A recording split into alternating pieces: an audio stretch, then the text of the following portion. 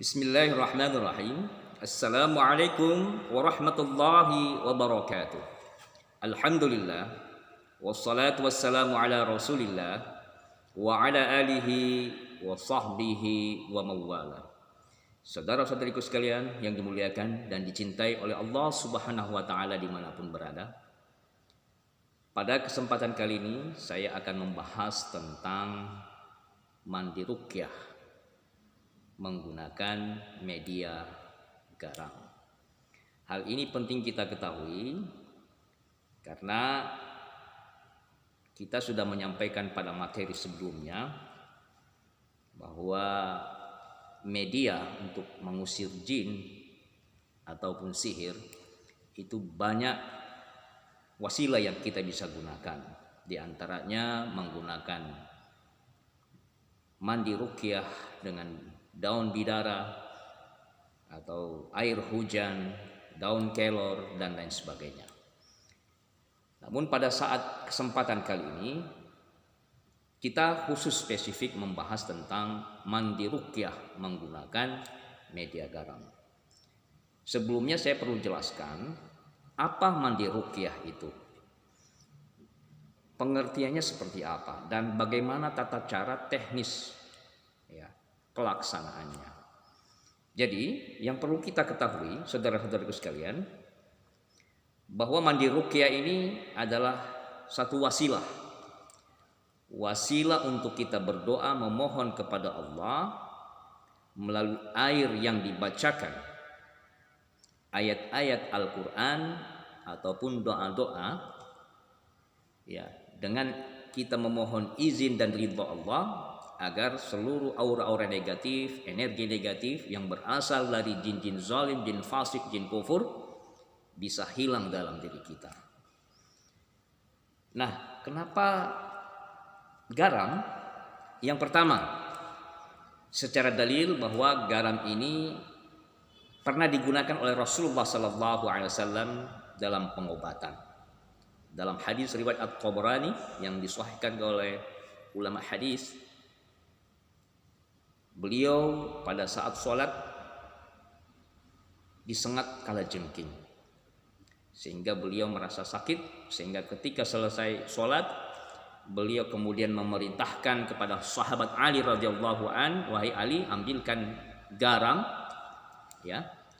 dan bawa kemari, aku ingin mengobati sengatan kalajengking yang menggigitku. Kemudian setelah itu beliau mengambil garam yang dicampur air, lalu beliau membacakan surat Al-Kafirun, surat Al-Falaq dan An-Nas.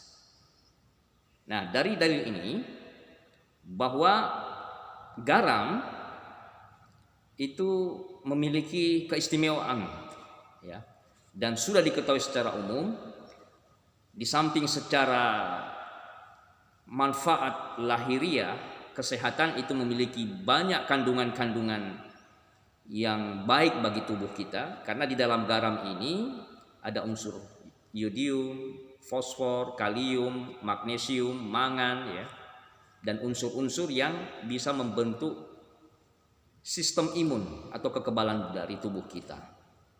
Nah, satu hal yang perlu kita ketahui, maka dari sinilah kita berangkat bagaimana cara mandi ruqyah menggunakan media garam. Yang pertama, garam ini mudah didapatkan, tidak seperti kita menggunakan daun bidara atau air hujan. Kalau daun bidara kita harus mencari dan mungkin membutuhkan waktu, termasuk pun air hujan, menunggu waktu musim hujan. Namun kalau garam ini bisa kita dapatkan di mana saja. Nah, oleh karena itu saya ingin memberikan satu pencerahan.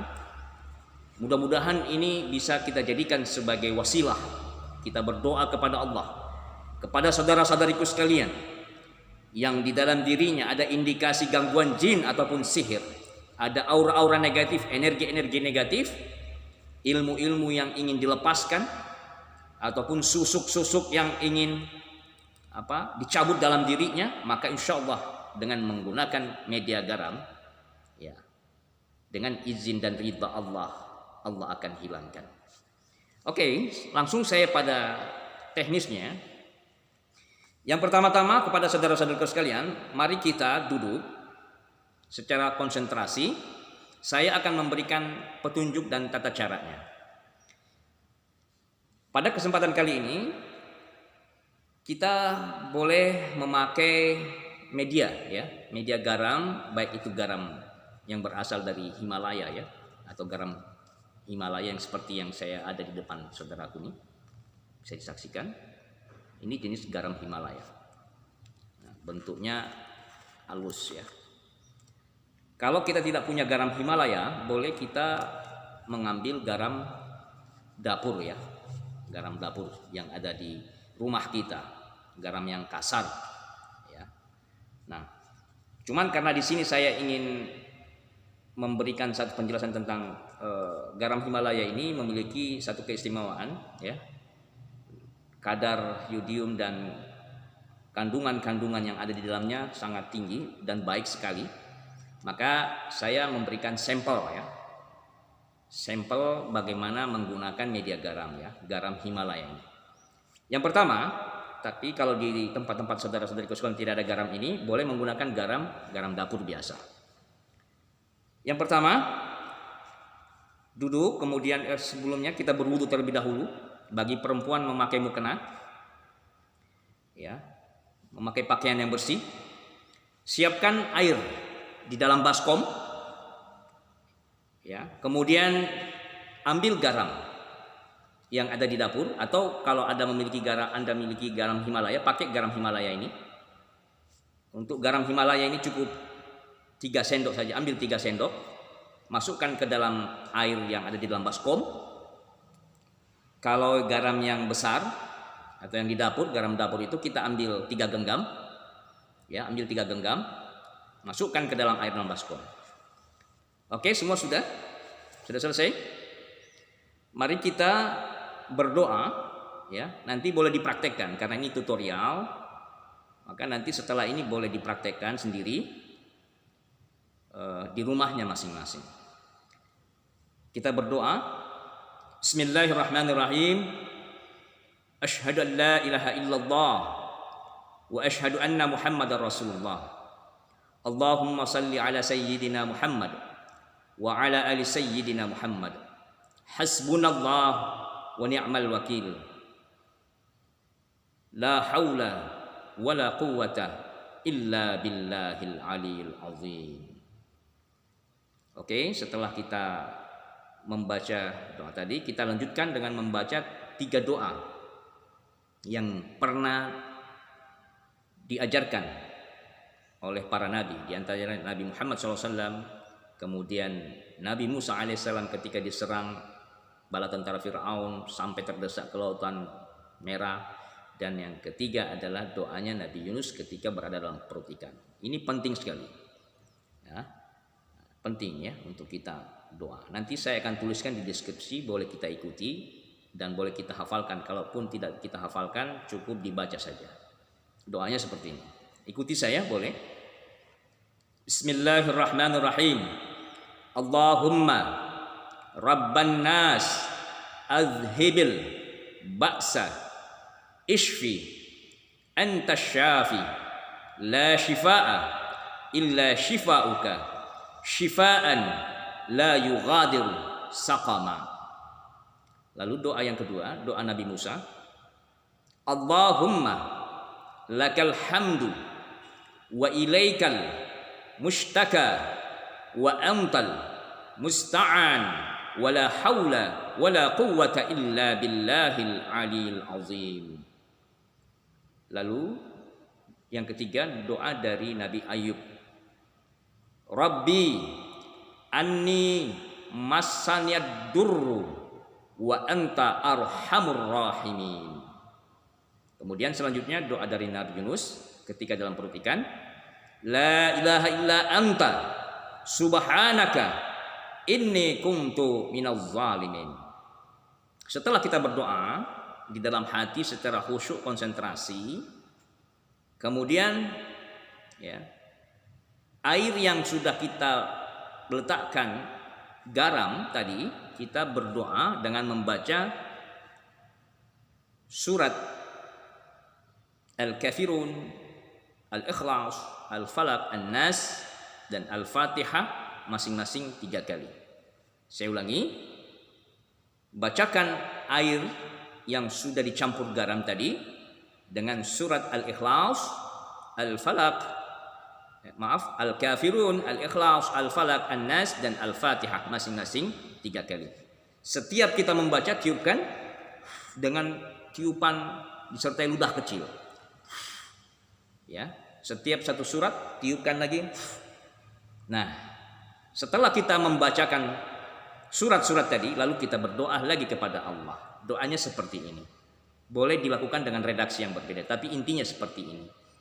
Ya Allah, Ya Hayyu, Ya Qayyum, bi rahmatika astaghits. Ulangi. Ya Allah, Ya Hayyu, Ya Qayyum, bi rahmatika astaghits. Ya Allah, Ya Hayyu, Ya Qayyum, bi rahmatika astaghits. Hamba memohon kepadamu ya Allah, berikanlah hamba keberkahan melalui air yang hamba akan pakai untuk mandi ini. Jadikanlah sebagai pembersih bagi diriku dari segala energi-energi negatif, aura-aura negatif yang berasal dari jin-jin zalim, jin fasik, jin kufur, yang bersumber dari sihir-sihir kiriman ataupun gangguan ain dan sejenisnya. Bersihkan tubuhku apabila di dalam tubuhku ini ada amalan-amalan yang tidak syar'i, ilmu-ilmu pengisian, susuk-susuk, benda-benda yang tidak hamba ketahui yang pernah dimasukkan. Bersihkan ya Allah melalui ayat-ayat-Mu, melalui doa-doa kami, melalui air yang hamba pakai ini. Hasbunallah wa ni'mal wakil, ni'mal maula wa ni'man nasir, la haula wa la quwata illa billahil aliyyil azim. Selesai. Ketika kita berdoa, kita memulai, maka mandilah. Ambil air yang sudah kita campurkan garam tadi, yang sudah kita doakan dan bacakan ayat-ayat dan doa-doa tadi, kita pakai untuk berendam. Kita campurkan ke baskom yang lebih besar atau bathtub atau tempat kita berendam. Kalaupun tidak ada, boleh kita langsung ambil baskom yang besar, kita langsung pakai untuk mandi pelan-pelan. Nah, cara berendamnya, kalau kita punya tempat wadah untuk berendam, maka berendamlah kurang lebih 10 sampai 15 menit. Ya, 10 sampai 15 menit. Sambil kita berendam, sambil kita gosok-gosokkan air tadi ke bagian-bagian yang kita rasakan, ya. Biasanya titik-titik itu ada di bagian perut, bagian pundak, bagian belakang telinga, ya, kepala, ya.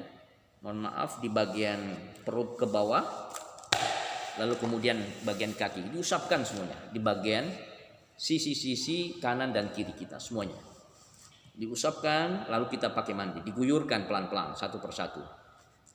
Nah, setelah itu kita jangan langsung lap, dibiarkan mengering. Setelah mengering baru kita bilas dengan air hangat. Nah, insya Allah. Nah, setelah kita bilas air hangat, baru kemudian kita lap, baru kita kemudian memohon kepada Allah agar segala energi-energi negatif, aura-aura negatif yang berasal dari jin-jin zalim, jin fasik, jin kufur dihilangkan dari dalam tubuh kita. Ya, inilah dari saya. Semoga bermanfaat ini ya. Kita amalkan. Kita coba ya, kita yakini bahwa ya hakikatnya yang menyembuhkan itu bukanlah garam, bukan air, bukan dari bacaan kita, tetapi hakikatnya adalah kekhusyuan kita, keyakinan kita kepada Allah, sehingga doa kita diijabah melalui wasilah mandi ruqyah garam ini. Allah angkat semua penyakit-penyakit yang ada dalam diri kita, khususnya yang berkaitan dengan gangguan jin dan sihir. Demikianlah sallallahu ala nabi Muhammadin wa ala alihi washabbihi ajma'in warzuqna kamalal mutaba'ati lahu zahira wa batina ya arhamar rahimin bi fadli subhana rabbika rabbil izzati amma yasifun wa salamun alal mursalin walhamdulillahi rabbil alamin. Wassalamu alaikum warahmatullahi wabarakatuh. wabarakatuh.